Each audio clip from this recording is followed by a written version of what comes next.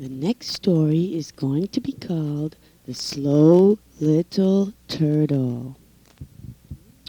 When the 20 little mud turtles broke their eggshells one hot summer day and poked their way up through the warm sand in which the eggs had been buried, they looked almost as much alike as so many raindrops. The mother turtle, who was sunning herself on the bank nearby, said to her friends, "Why, there are my children. Did you ever see a finer family? I believe I will go over and speak to them." Most of the young mud turtles crawled quickly out of the sand and broken shells and began drying themselves in the sunshine. One slow little fellow stopped to look at the broken shells, stubbed one of his front toes on a large piece, and then sat down to wait for it to stop aching. "Wait for me," he called out to his brothers and sisters. "I'm coming in a minute." The other turtles waited, but when his toe was comfortable again and he started toward them, he met a very interesting snail and talked a while with him. "Come on," said the biggest little turtle, "let's not wait any longer. He can catch up." So they sprawled along until they came to a place where they could sit in a row on an old log, and they climbed onto it and sat just close enough together and not at all too close. Then the slow little turtle came hurrying over the sand with a rather cross look in his eyes, putting his feet down a little harder than he needed to, and as though he were out of patience about something. "Why didn't you turtles wait for me?" he grumbled. "I was coming right along." Just then the mother turtle came up. "Good morning," said she. "I believe you are my children?" She drew a long mud turtle breath and answered her own question.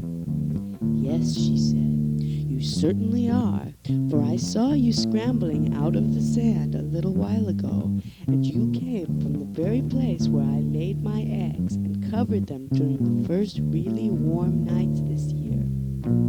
I was telling your father only yesterday that it was about time for you to hatch.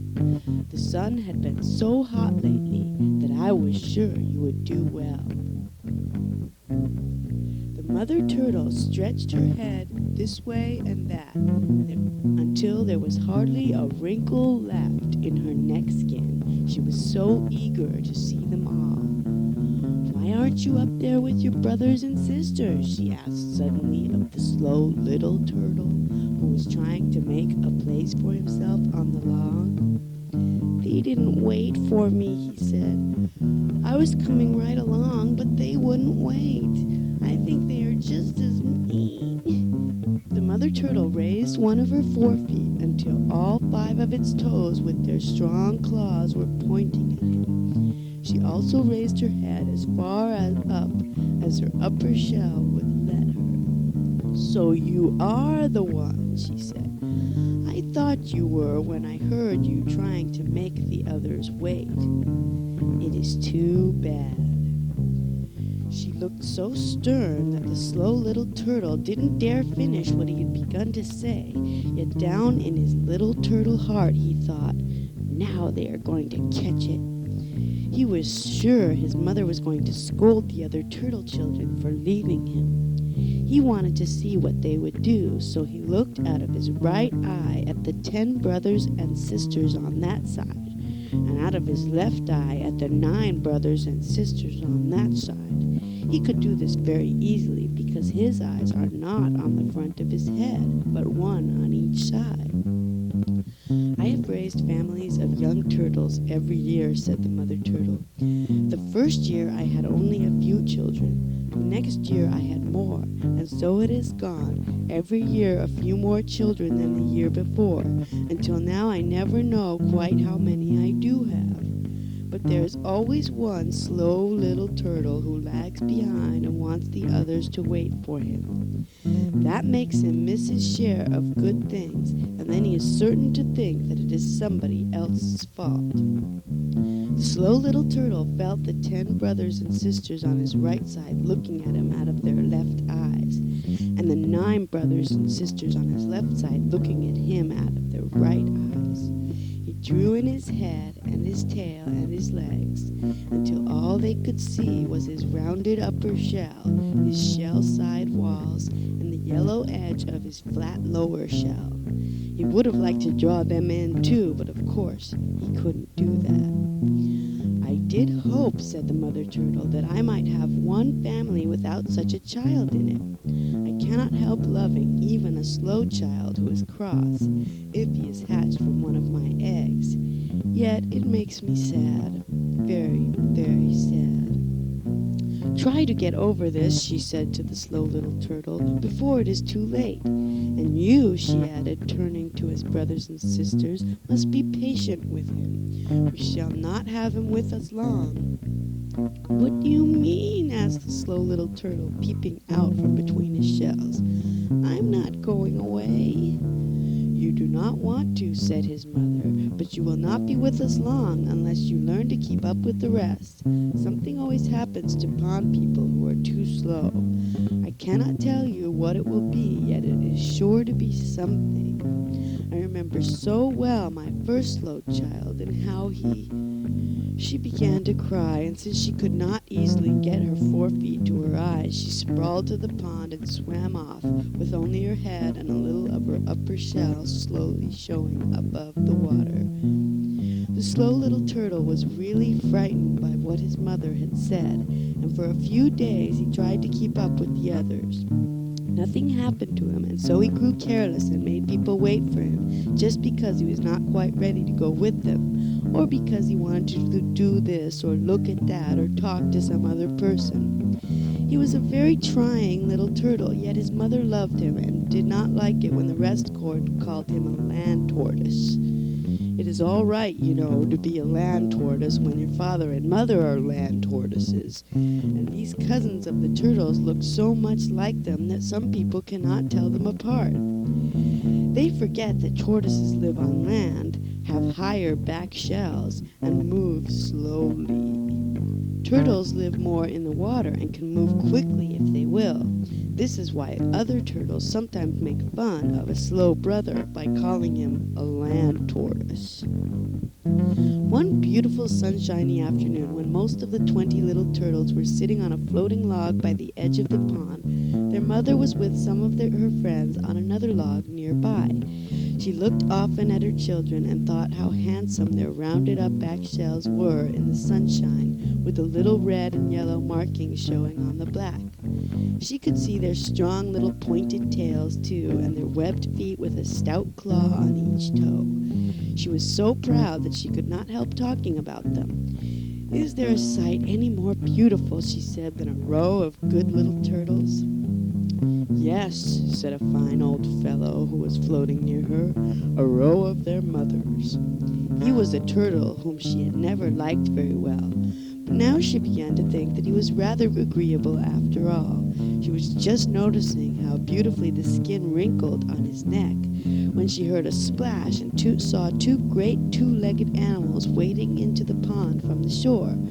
"Boys!" she cried, "boys!" and she sprawled off the end of her log and slid into the water, all of her friends following her. The biggest little turtle saw these great animals coming toward him. He sprawled off the end of his log and slid into the water, and all his brothers and sisters followed him except the slow little turtle. "Wait for me," he said. "I'm coming in just a—" Then one of these great animals stooped over and picked him up and held him bottom side uppermost and rapped on that side which was flat and on the other side which was rounded and stared at him with 2 great eyes. Next the other great animal took him and turned him over and rapped on his shells and stared at him. The poor, slow little turtle drew in his head and tail and legs and kept very, very still. He wished that he had side pieces of shell all around now instead of just one on each side between his legs. He was thinking over and over, something has happened, something has happened. And he knew that back in the pond his mother would be trying to find him and could not. The boys carried him to the edge of the meadow and put him down on the grass. He lay perfectly still for a long, long time, and when he thought they had forgotten about him, he tried to run away. Then they laughed and picked him up again. It was not until the sun went down that the boys let the slow little turtle go. Then he was very tired, but he wanted so much to get back to his home in the pond that he started at once by moonlight. He was not quite sure which way he should go, and if it had not been for the kindness of the tree frog, he might never have seen his little brothers and sisters again. The tree frog hopped along ahead to show the way, and the turtle followed until they could reach a place from which they could see the pond. "Good night," said the tree frog. "You can find your way now." "Good night," said the turtle. "I wish I might help you sometime." "Never mind me," said the tree frog. "Help somebody else and it will be all right." He hopped back towards his home, and for a long time afterwards the turtle heard his cheerful purr, purr, purr, sounding over the dewy grass and through the still air. At the edge of the pond, the slow little turtle found his 19 brothers and sisters sound asleep. "I'm here," he cried joyfully, poking first one and then another with his head. The biggest little turtle moved without awakening. "I tell you I'm not hungry," he murmured. "I don't want to get up." And again he fell fast asleep. So the slow little turtle did not disturb them, but cuddled inside his 2 shells and went to sleep also. He was so tired that he did not awaken until the sun was high in the sky. When he did open his eyes, his relatives were sitting around looking at him, and he remembered all that had happened before he slept.